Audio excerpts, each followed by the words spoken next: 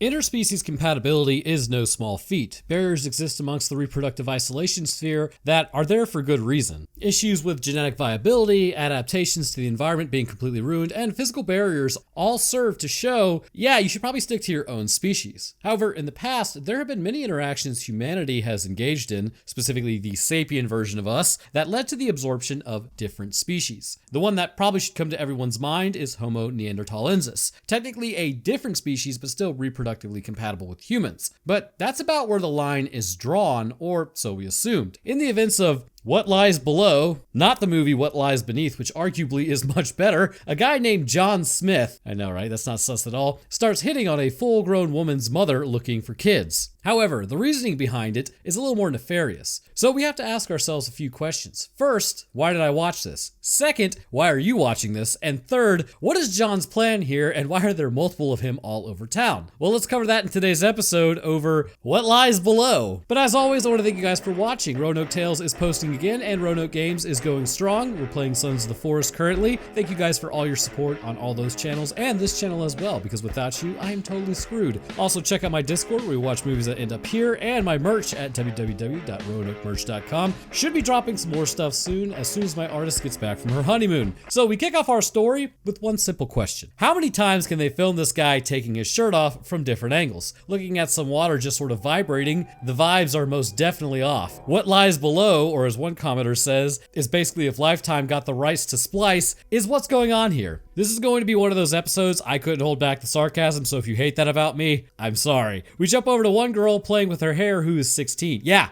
this woman's supposed to be 16. Don't ask questions. Granted, from what we're about to witness, I'm kind of glad they didn't actually go with a 16-year-old. A guy then starts yelling out names as she ignores that and continues reading her book, while one kid then takes a picture of her, calling him a pervert for some reason. Her mom then comes to pick her up, and as she gets in, she is basically the same age as her, but not really, according to the movie. Being the cool mom, she then asks about how the boys at camp were, and the daughter just completely ignores this and keeps reading her book. Wow, your daughter kind of sucks. Her mom then goes to turn on the radio as the girl says, "Don't." Like, bro, we just driving in silence then? Like, no shot. Time to turn on Renegade by Styx and then just completely ignore your daughter. Like, for real, go sulk somewhere else when we get home. Honestly, it's probably a good thing that I don't have teenage offspring at this point in my life. I would probably be too real, I guess. So her mom brings up some dude named Tommy, and evidently Liberty was interested in him, and he also goes to the camp, but then Liberty has a breakdown over that fact, and she's like, I didn't go to the camp for Tommy. Underdeveloped frontal lobes and all that, you know? It's never really explained why she had this breakdown, but it is implied that it was something bigger. They will never tell us what that was about. Entering the type of chair park, the mom then relinquishes driving duties to her daughter. Never having driven before, she immediately gasses it, hits a tree, and kills them both instantly. Thanks for watching.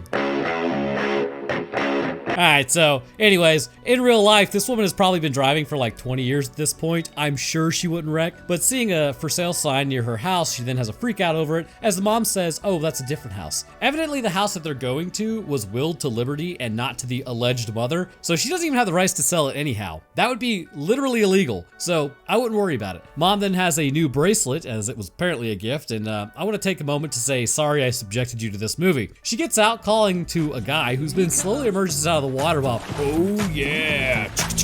I like 'em big. I like 'em chunky. Nice Speedo, bro. Very European of you. So the 16-year-old that is actually 36 years, bro, why are they zooming in on this dude's Speedo? Look out. I think Moto likes you. I like 'em big.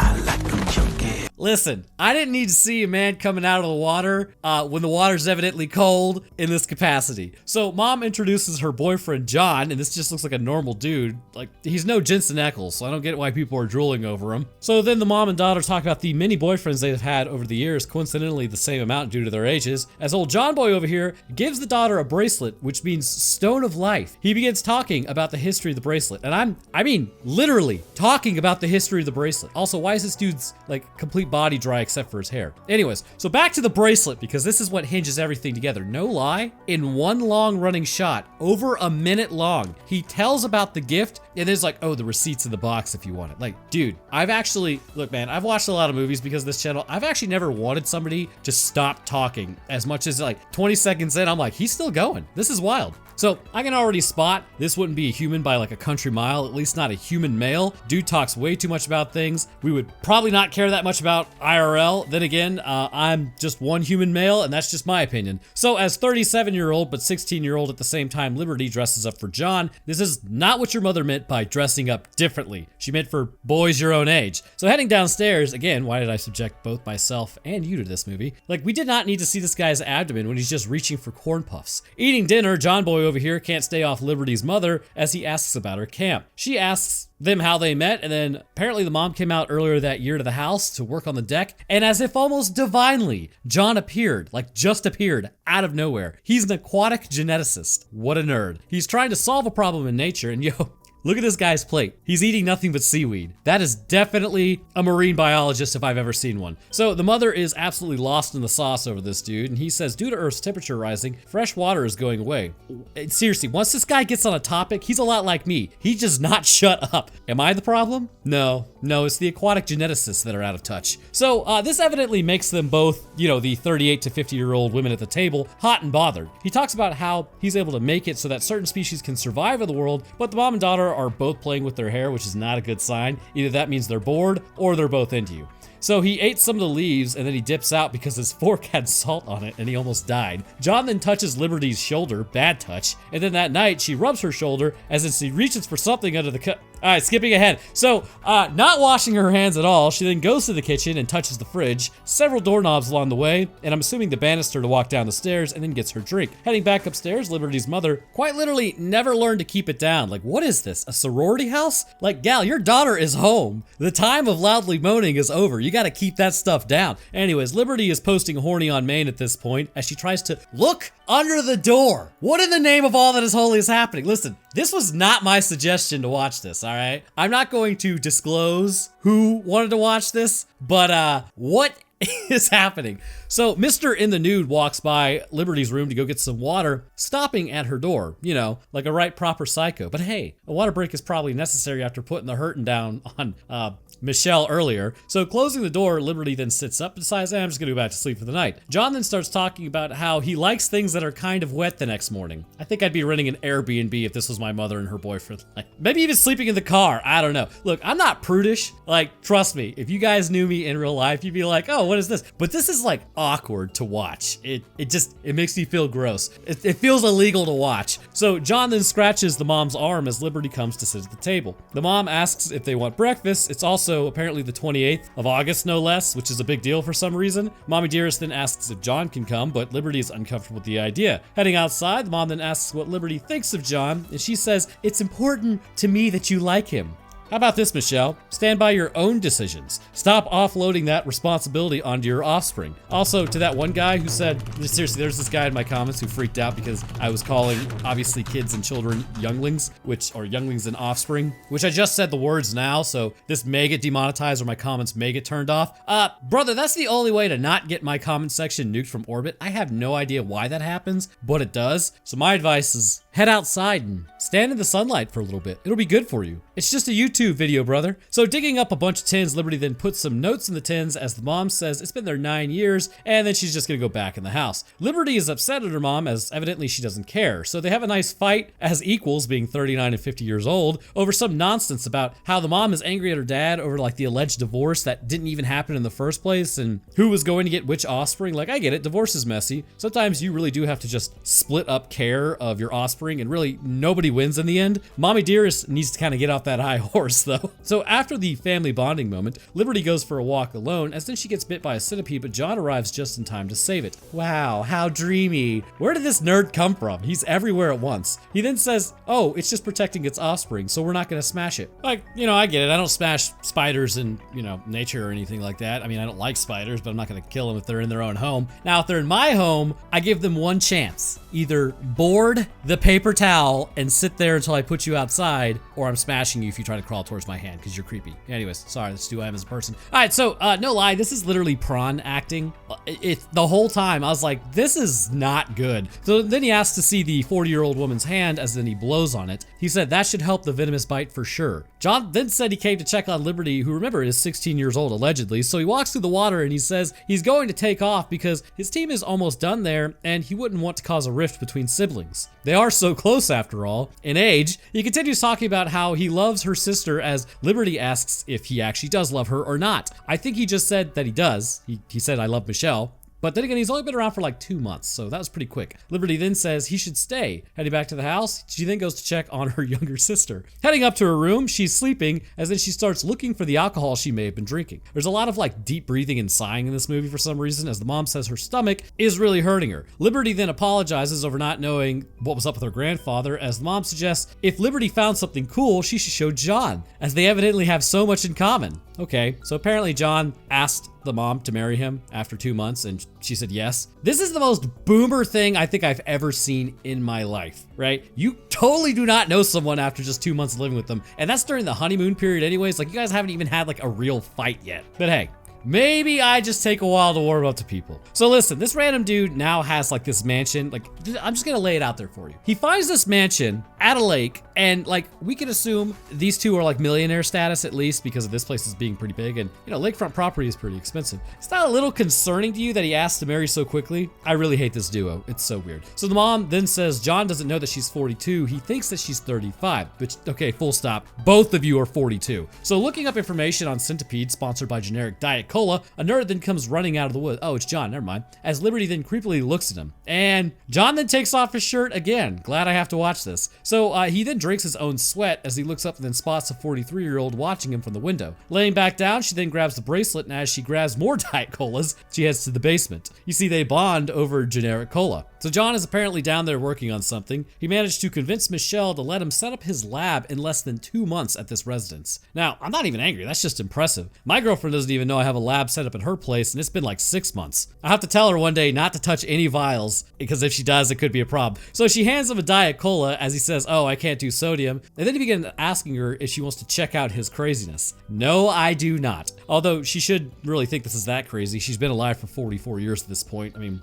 it's just regular labs. So walking down there, he's got a bunch of lampreys, which got me acting unwise. So lampreys are actually rather interesting. They've been around roughly 360 million years. Now, I'm no marine biologist because I chose the Chad route, which is microbiology, but much like sharks who are older than literal trees, aquatic species have been successful in the long term, and I think it's because of the oceans. But it's actually something humanity could learn from, at least concerning our continued survival. They haven't really changed all that much, and I mean, also, they've never been to the moon. He is interested in this species as they've been found in both saltwater and freshwater records, which means they have changed and then changed back, given how long they've been around. The mouth latches onto the prey and then adapts to it. He says not one other species can do this, and honestly, he's acting really weird about it, but again, he's a marine biologist, so it's pretty standard. So 45-year-old Liberty then calls it and calls him weird over this, and he says, does it mean I'm cool? Not sure how you can arrive to that conclusion. Also, there is evidently science in this video somewhere.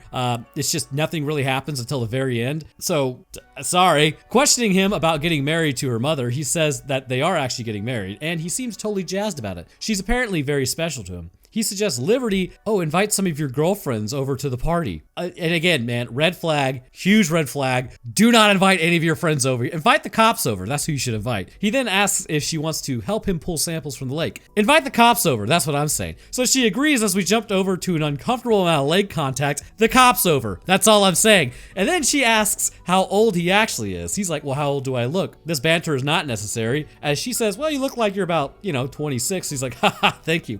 I'm 30. And then she's like, well, where did you go to school? And he says that it was such a private school you'd never heard of it. Quite literally the same conversation as, you wouldn't know my girlfriend, she goes to another school. One time I actually did have a girlfriend that went to another school, and I invited her to a dance. I think it was like the 6th grade. And everybody was like, oh, we thought you were lying. It's like, oh man, that sucks. Anyways, so then he asks her to like hold his legs while he grabs the buoy. He did not need to take his shirt off for this. All he did was go elbow deep in a short sleeve shirt. And look, I know like the whole vibe of this movie is completely off from what I normally cover, and like how I'm covering it is off. But after watching this, it's like you guys have to really feel my emotions. Like, have you ever watched a movie that made you feel alarmed for another person? So evidently Liberty is going to be valedictorian, as she explains to John, but she says keep it a secret, and he's like, okay, as he continues to just sit there shirtless, like, bro, put a shirt on. Also, she starts bleeding, and he shoves a shirt in it, like, the area, as a lamprey starts going for her, as John then apologizes, saying, I just reacted. So yeah, invite the cops over at this point. He also then says, well, we're both scientists. Brother, bad touch, real bad touch. As then he licks his fingers. What in the sweet Mary mother of fuck? Okay, I'm back. So, tactically nuke John from orbit. She gets out of the boat, predictably deeply disturbed by what just transpired as she runs upstairs. She rips off the bracelet, which has left a line on her arm. Hearing a knock on the door, John then asks if she's okay. Brother, you may want to give her some space after that interaction. So, again, call the cops, but he just sort of like lets himself in the bathroom as she says that she's good, and he's like, oh, I was just checking. He then continues to enter the room and then starts sniffing the shower curtain as she may realize that he's there, but she ignores her gut instinct, and then he takes her clothes and starts inhaling them. Okay, this has got you ever hear that song? I think it was R. Kelly singing, do you got your passports? Do you got your shots? It's like, do you want to come back with Rob to America? Like he was singing in Ethiopia. This is basically that. So Libby finally opens up the shower curtain, thinking that she heard something, being 46, hearing starts to go around that age, and exiting that area, she then goes to her mom's room and knocks on the door, but she doesn't answer. Opening the door, John is already in there and he just kind of lays down with her, I guess. I'm assuming that is what's happening. I'm not going to look into that any further. Becoming sus of the situation, Liberty then heads outside to try to break into the basement. Heading below the porch, she finds an entry point, but decides against it instead, calling Marley her BFF, who doesn't answer. She then gets online and talks about her coming over. Yes, involve your friends in this weird nonsense rather than the cops. It's a good plan. As she talks mad smack about John, someone then knocks on the door as she finds food from her younger sister. Going to bed that night, a bright orange light wakes her up, which more deep breathing happenings, and then seeing John out there, it's definitely an anglerfish in those waters. Wretched abominations. I don't know why it would be in freshwater, but this is basically my nightmare. Only John could have one of those things and be okay with it. So John actually then walks into it like a person caught in an anglerfish lure, and then the light goes out as Liberty goes to her daughter's door. Michelle doesn't answer the door, as then she runs outside to check on John herself. Morphing in the background, he just sort of starts hitting the Harlem Shake as he approaches Liberty. He says he doesn't remember how he got out there, and that he's also dry as a bone, and he says he suffers from somnambulism, which sleepwalks, which, believe it or not, I actually sleepwalk too. Actually, I have a story which is completely unrelated to anything, but it may have prevented something kind of horrific from happening. I don't know. This is just one of those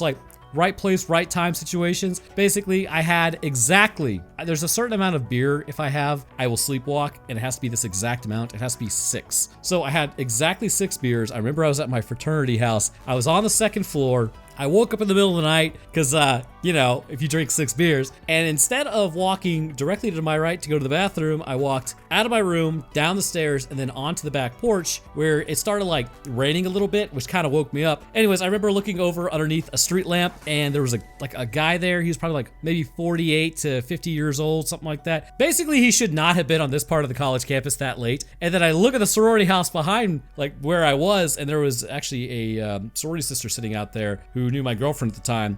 So I yell over to her, I was like, hey, are you good? And she's like, yeah, I just walked home from the bar. And then I look back underneath the light and the guy was gone. So probably not a good situation, I deduced. So I kind of walked over there and sat with her. I'm like, hey, did you happen to see that guy that was no more than 50 feet away from you looking at you? And she's like, who? So yeah, I ended up just kind of sitting there until she was able to get into her house, because God, that was one of those things where it's like I said, right place, right time, sleepwalking for the win, at least in that one instance. So back to the topic at hand. Unfortunately for everybody involved, myself included, John starts monologuing again about how he says, oh, I screw everything up, and I don't want to hurt your mom or your sister or whatever she is at this point, whatever the joke is.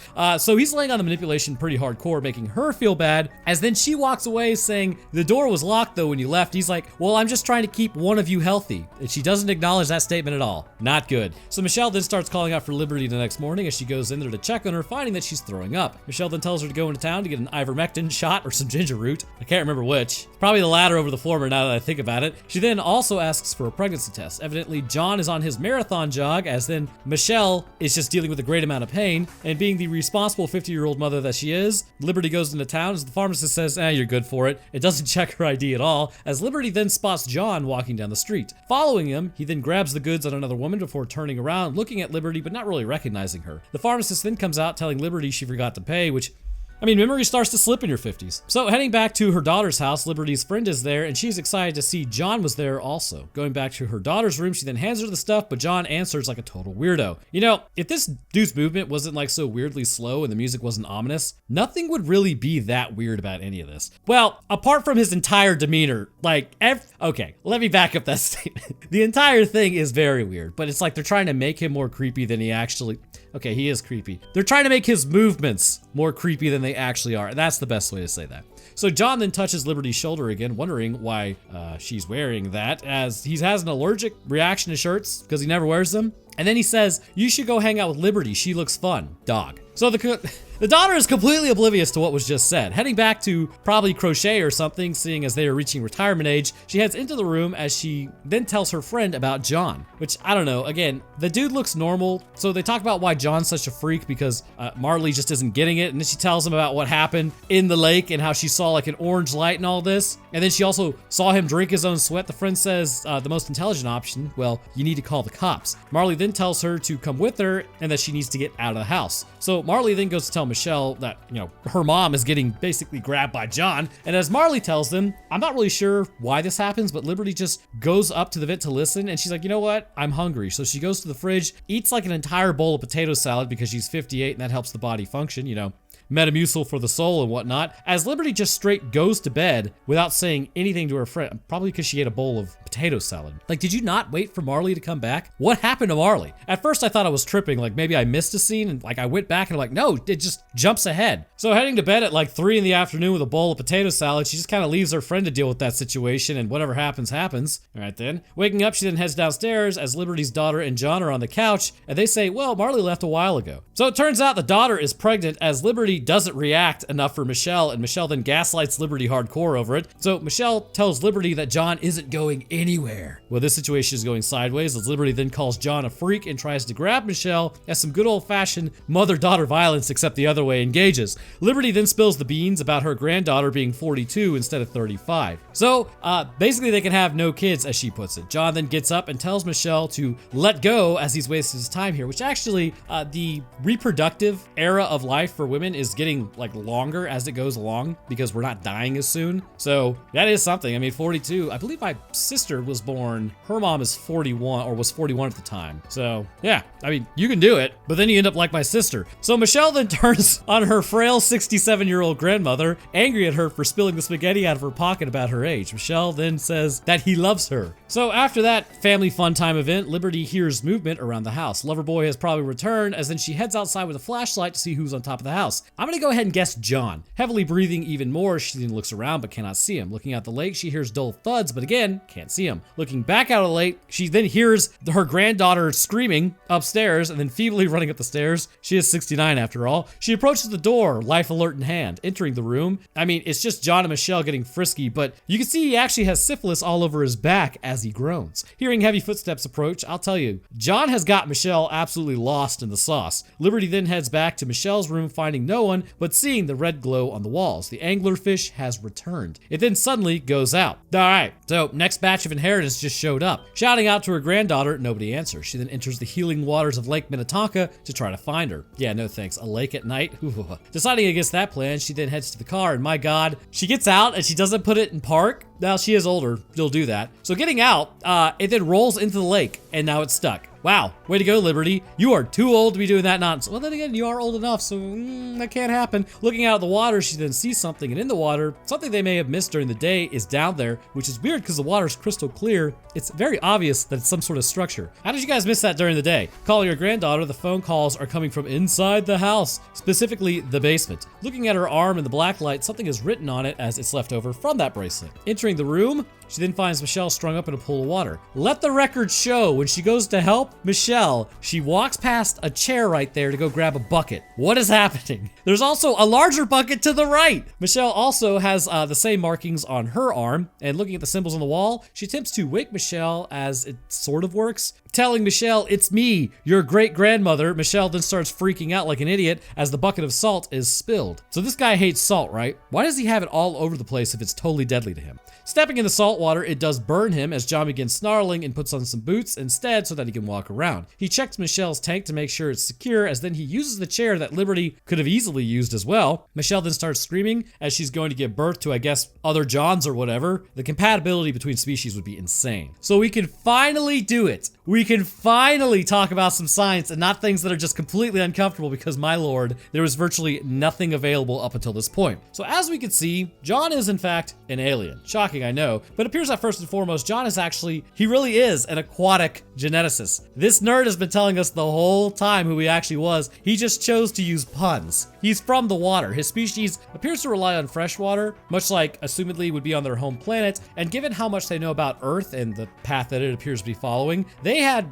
kind of already done this on their own world. At one point or another, this species kept heating up their world, which then caused a massive drought to overtake the land. Assumedly, they are more amphibious than anything given their ability to stay on land, so not so much fish people, but more like amphibian people. Given Earth's own pathway of life, it appears that an ocean is integral because water actually forms a mixture of amino acids, which then can go on to form like organic molecules and all those wonderful things. But really, we do not currently understand how the leap from inorganic to organic compounds can happen, and even past that point, at what point a cell forms. But if life on another world did the same exact thing, then this process would most definitely start in the oceans. So as time passed on their own world, eventually a progenitor species would leave the waters and go up on land. Now, Earth is a pretty violent place, believe it or not. We are in a Goldilocks zone of our own solar system, but only just so. In fact, if we were a little further back, Earth might be more comfortable. Our planet is pretty volcanically active as well, which over the course of the planet's lifespan has dramatically shifted climates, leading to mass die-offs as they are known. So this is what causes dramatic shifts in life as well. Climate shifts, and then life shifts to respond. While going from fish to amphibians was not really enough on Earth, like reptiles would need to form to deal with warmer climates that were also drier, and then mammals would deal with cooler climates, it appears wherever this species is from, likely they had a planet not dissimilar, but likely it probably had less cataclysmic events. That, or for some reason, amphibians evolved later, which I doubt given this species is highly reliant on water, and they are well beyond a human's level of intelligence, given that they can traverse the stars at this point. Well, intelligence and or technology. But then, what exactly is this creature? Well, starting at the feet, we see they actually have digitigrade structuring with dark black jagged skin. While we cannot fully see them at any point, which would have been cool, probably the coolest part about this movie, these creatures actually appear like the amphibians we have now, which as we know, the skin likely facilitates oxygen exchange through the pores, which means it needs to stay wet in order for them to breathe. While they are amphibians, I would have to imagine they may also be somewhat parasitic. Given their draw to lampreys of this planet and the discussion about how they latch onto the bodies of fish and adapt, the species appears to be parasitic in that it needs other species to carry its young. But there is a specific form of host that it needs, which we'll talk about here momentarily, as it's rather interesting because there may be a real world tie to it genetically. So Michelle isn't having a great time with that, as John then freaks out saying no a bunch of times. Michelle then passes out as Liberty goes to watch John breathe the kiss of life into whatever that squid monster thing he just carried out that Michelle gave birth to. Liberty then says she's not leaving her great-granddaughter to suffer, as then she runs and locks the door. Finally calling 911, as she calls, the jammer appears to be blocking outgoing signals as John then knocks on the window. He says he does care about her great-granddaughter and everything is here to keep her healthy. It's not unusual for someone in their mid-70s to be a little distrustful though, so Liberty says she called the cops as John keeps yelling at the window, and then Liberty smashes the jammer. She finally calls 911, telling them her address and her name. So the cops are en route, but you know what would probably make this way better? A force multiplier that, you use and operate. Also, Marley is being eaten by lampreys, I'm pretty sure. That's what happened to her. Like, she was supposed to go somewhere to, I don't know, hang out with her dad, like at some sort of event, right? Like her dad didn't come looking for her knowing that she was there. It seems pretty unlikely. So John now shows up breaking the phone, as then he kind of one-arms her. Granted, she's 82, so she's probably not that heavy. He then spits something on her, as then she throws some salt on him. And this is like Signs, except instead of water everywhere, it's just salt. In my own house, I like to keep hydrochloric acid in bottles everywhere too. Channeling some adrenaline, she then lifts up her great-granddaughter out of the tank, most definitely breaking a pelvis in the process. She tries to get her to wake up, as then she scratches her arm, which wakes her up. First off, I'd like to once again apologize to the audience, but I'd also like to apologize to the primary victim of all of this, my editor. Sorry, dog. Running outside, the Johns have all arrived to say howdy. Michelle keeps coughing for some reason, as Liberty says, I don't have the strength to carry you, I'm 85. Then waking back up, John 48B arrives and then starts knocking holes in the wall, as well as John 30A breaking into another wall. For some reason, there are people floating behind the drywall as casual wear John shows up to go break out the corner, while John original formula, looks at Liberty and starts growling. All right, well, this is getting a little weird. He says we don't have a lot of time as he coughs up a light bright that he ate many years ago. He then tells her to just swallow. Okay, brother phrasing. So here we see a perfect example of this species being parasized. To continue their own life cycle, it may be that on their home planet they were relying upon another species in order to infect and then give birth to their young. However, due to them contaminating the planet and potentially heating it up, this would ultimately drive that species to extinction or at least decrease their numbers too much. And this is strange as clearly they have achieved spaceflight, which makes you think they could have just produced synthetic environments in order to grow their young. Instead, though, this appears to have pushed them out into the stars in order to find other suitable hosts to gestate their young. However, there is a specific type of human that they appear to go after, which we are about to see. So he only covers up one nostril, as apparently this starts suffocating Liberty. I get it. Sometimes, when I have one nostril blocked, I'm the same way. Waking up in a tank filling with water, she's pretty much screwed, as everybody else was screwed around her too. All the women are redheads as well. Very peculiar. They appear to only go after redheads. So Liberty just straight up drowns, which concludes a pretty good lifespan of about 90 years. My God, this was a terrible movie. So why redheads? Okay, so this is actually quite prevalent, and if you knew where to listen, you may have picked it up, but then again, you probably couldn't listen because I was talking the whole time. The mother mentions at the beginning how she dyed her hair from red to blonde for one reason or another. John then makes mention that Liberty has some red in her hair, which means they are looking for specific traits concerning humanity. Roughly 30 to 80,000 years ago, a mutation would arise within humanity that would actually have some interesting consequences down the line. As humanity pushed out of Africa in our sapiens version, not erectus version, a mutation in the MC1R gene would begin to affect the melanin production in humans. This is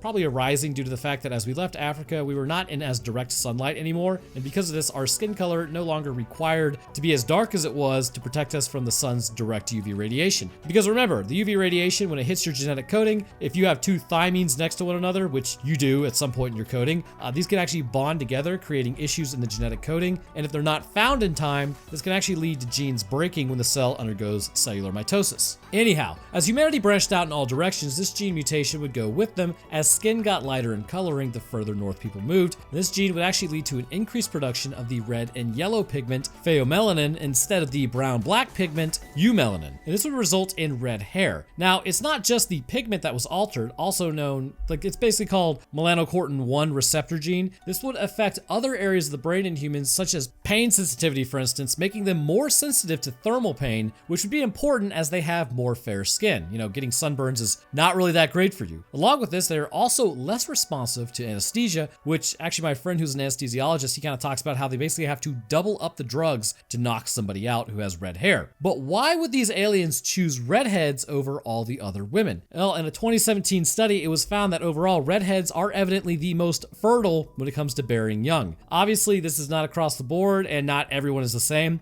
More so with all the microplastics in our blood, which I'm certain isn't screwing with anything. We're totally fine.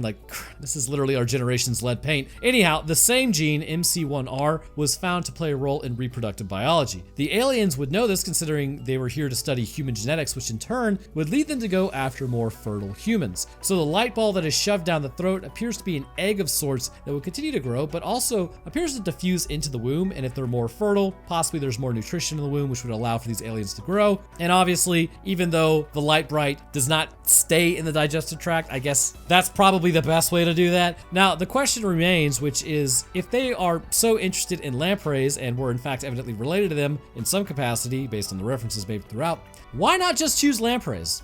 Well, given that the species is quite large and can shift into humans, this parasite is very likely to be the size of a human, and this means they may need a more compatible host concerning size. Of course, why not choose another animal? Well, I think this really just comes down to the writing more than anything. The reality is, yeah, they probably could have just chosen a cow considering there was really no reproductive barrier, so to speak, because it's more of a parasitic interaction. So mainly, they just need to implant their young, and that just needs to gestate rather than really having any human DNA combined with it. So to sum all this up, John and the rest of the Johns need to be placed on a list. Anyhow, thank you guys for watching. I hope you enjoyed. This was a bit of a turn from what I normally cover. I was watching it and I was like, oh, there's gonna be all of this science, and there really wasn't. wasn't. So I figured I would just kind of make fun of it for a minute. Anyways, thank you guys for watching. I'll drop my Twitter, Discord, Patreon, Roanoke Tales, and games link in the description. But speaking of patrons, I'd like to thank men real quick. First, I'd like to thank our astronaut, Tristan Kessick. Thank you, my man. Next, I'd like to thank our astrophysicist, Death Dancer and Feather. Thank you guys as well. And to my scientists, Eris, Dakota23, Invictus Echo, Metric System, Official Texan, and Vierix Hellstrom. I do appreciate y'all's support as well. And to everyone else, you guys are ballers. It helps keep everything running smoothly around here, which is definitely appreciated, so thank you. But all right, that's gonna do it for me. I hope everyone enjoyed, and I will see y'all in the next one.